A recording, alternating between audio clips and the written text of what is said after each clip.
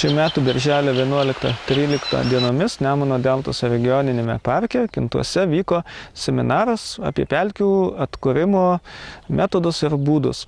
Į seminarą atvažiavo apie 50 svečių iš įvairiausių užsienio šalių, daugiausia Baltijos regiono, tam, kad pasidalinti savo sukauptą patirtim. Seminaro dalyviai skaitė pranešimus apie tai, kokiais metodais jie atkūrinėja savo šalyse išlikusias aukštapelkes.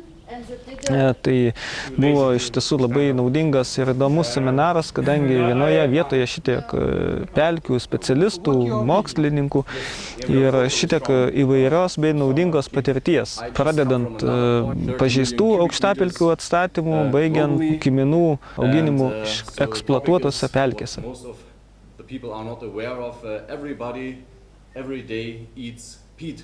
What we need to do to protect or to peat mining.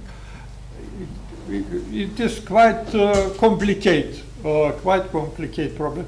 Division of two different hydrological systems.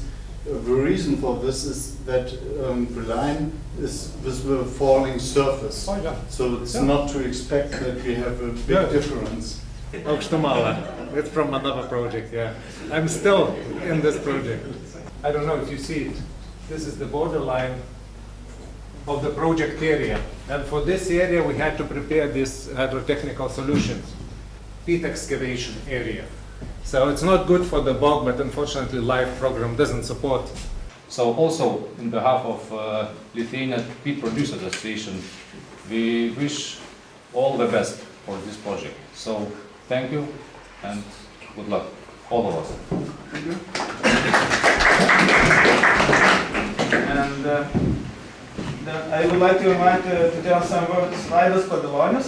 Ir jeigu šitos konferencijos idėjos, mintis sugeneruotos padės kuo geriau, sakysim, šitos pelkės atgaivinimui, hidrologinio režimo atstatymui, sėkmės, gerų idėjų, gerų darbų, gerų įspūdžių. He wishes good luck and good presentations and good impressions. Thank you.